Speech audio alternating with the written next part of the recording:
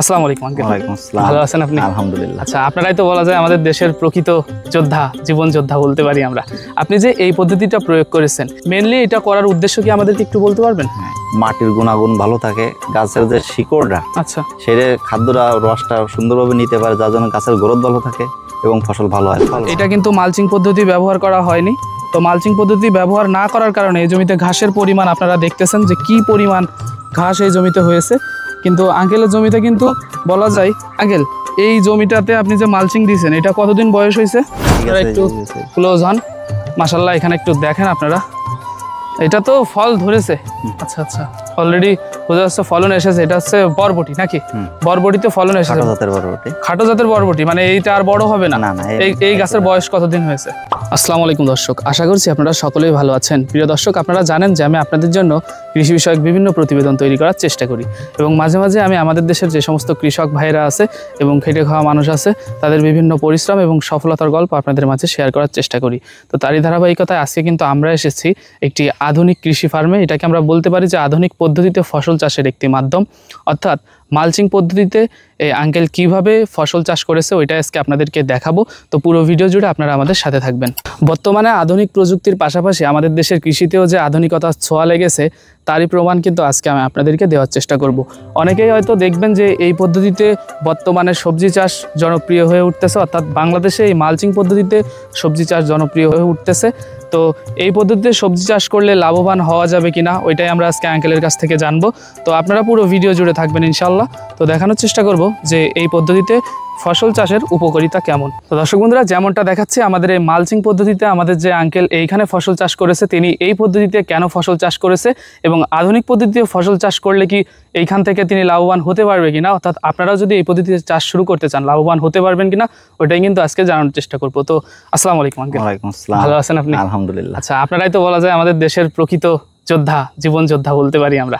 আপনি যে এই পদ্ধতিটা প্রয়োগ করেছেন এটা মেইনলি এটা করার উদ্দেশ্য কি আমাদেরকে একটু বলতে পারবেন? হ্যাঁ, এটার উদ্দেশ্য হলো কি যে প্রথম হচ্ছে আপনার ঘাসটা নিয়ন্ত্রণে থাকে, যাতে ফসলের ঘাসে ক্ষতি করতে পারে না।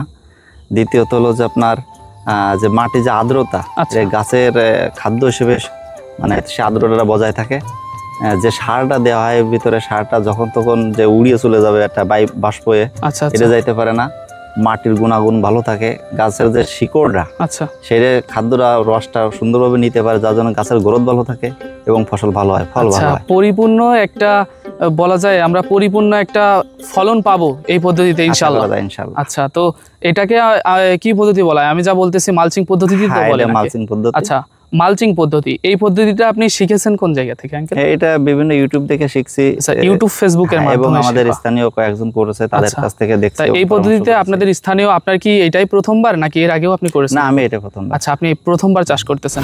আমরা তো এখন যে দেখতেছি আপনার এই ফসলটা, আপনি বর্তমানে এখানে কি কি ফসল চাষ করেছেন? টোটালে আপনার এই মালচিং পদ্ধতিতে কয়টা ফসল চাষ করেছেন? মালচিং এখানে আছে তিনটা। একটা হচ্ছে আপনার বরবটি, আচ্ছা, দ্বিতীয় শসা, তৃতীয় আছে বেগুনটা ওই সাইডে। আচ্ছা, তো আপনার যে এই পদ্ধতিটা, এটা যেহেতু বললেন যে আপনি ইউটিউব থেকে শিখেছেন, তো এই পদ্ধতিতে ফসল চাষ করার পর ফসলের যে গুণগত মান বা স্বাদ ওইটা কেমন থাকে?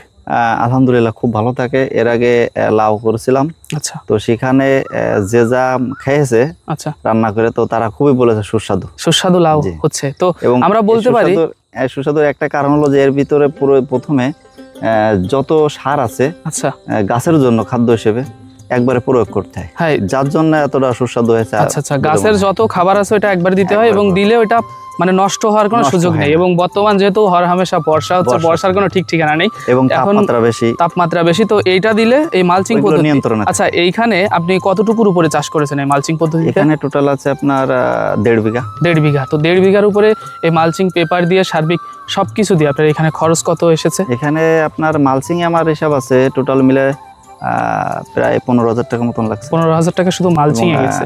লেবার খরচ বা জন খরচ এগুলো বাদে। আর নিজে তো এখনো কষ্ট করতেছেন, সময় শেষ হয়ে গেছে তাও কষ্ট করতেছেন।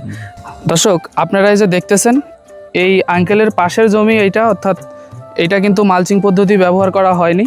তো মালচিং পদ্ধতি ব্যবহার না করার কারণে এই জমিতে ঘাসের পরিমাণ আপনারা দেখতেছেন যে কি পরিমাণ ঘাস এই জমিতে হয়েছে। কিন্তু আঙ্কেলের জমিতে কিন্তু বলা যায়, আঙ্কেল এই জমিটাতে আপনি যে মালচিং দিয়েছেন এটা কতদিন বয়স হয়েছে? আপনার 1 থেকে 1.5 মাস মতন হয়েছে এরকম। 1 থেকে 1.5 মাস। আচ্ছা, তো শুধু এই যে ভাদলে ঘাস যেটা আপনি বললেন ওইটা না থাকলে আর কোনো আপনার চিন্তা নেই বলা যায়।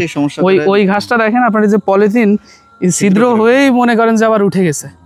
আপনার মালচিং পদ্ধতির বলা যায় আমরা দেখতেছি এইখানে আছে এই যে একটা দর্শক আপনারা একটু ক্লোজ হন, মাশাআল্লাহ এখানে একটু দেখেন আপনারা, এটা তো ফল ধরেছে। আচ্ছা আচ্ছা, অলরেডি বোঝা যাচ্ছে ফলন এসেছে। এটা হচ্ছে বরবটি নাকি?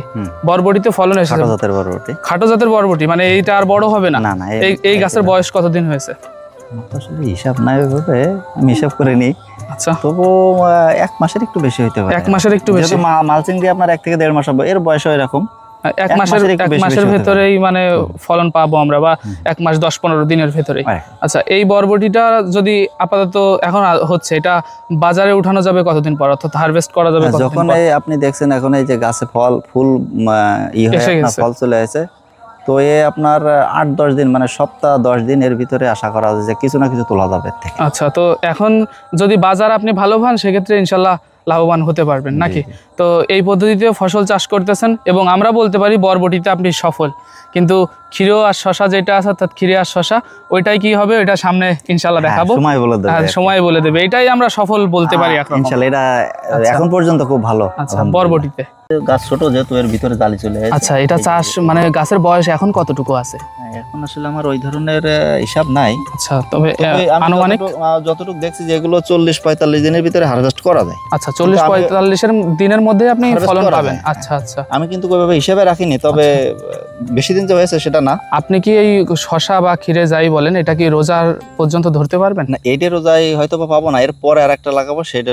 এই ব্যাচে আপনার শশা ওঠানোর পর এই মালচিং পেপার বা এগুলা কি সব বাদ হয়ে যাবে নাকি এগুলা থাকবে? এটা আপনার যদি বিশেষ করে আমাদের এই জমিতে এই ভাদলা ঘাসটা প্রচুর পরিমাণে। আচ্ছা আচ্ছা, এইটা আপনার মালচিংটা নষ্ট করে দেয় ওই ভাদলা ঘাস। যদি এইটা নিয়ন্ত্রণে আমি রাখতে পারি তাহলে এই মালচিং আপনার 1.5-2 বছর পর্যন্ত রাখা যাবে। আচ্ছা, যদি আপনি ম্যাক্সিমাম 1 বছর থাকবে, মিনিমাম 1 বছর ইনশাআল্লাহ থাকবে। তো 1 বছরের ভেতরেই যা হওয়ার জমি থেকে আপনার ফসল সংগ্রহ করে এটা সেটা শেষ হলে আরেকটা করব, পরবর্তী ব্যাচে উঠবে। আচ্ছা, ঠিক আছে। তো এই পদ্ধতিতে সফল হওয়া যাবে কিনা ইনশাআল্লাহ আমরা ধাপে ধাপে দর্শকদেরকে দেখাবো। আচ্ছা, তো আপনার জন্য দোয়া রইল, অবশ্যই এটা হবে, সফল হবে। আপনি আমার এক প্রশ্নেই বলা যায় সব উত্তর দিয়ে দিয়েছেন, তো আপনার কাজে আর ডিস্টার্ব করব না। তো এই পদ্ধতিতে ফসল হওয়ার পর এইখানে আসলে কেমন আপনি বেনিফিট পান ওইটা আমরা ইনশাআল্লাহ দর্শকদের দেখাবো। তো আমাদের জন্য দোয়া করবেন, আর আপনার জন্য দোয়া রইল আপনার এই ফসলের মাঠটা যেন পরিপূর্ণ হয়ে যায়। তো ভালো থাকবেন। আসসালামু আলাইকুম।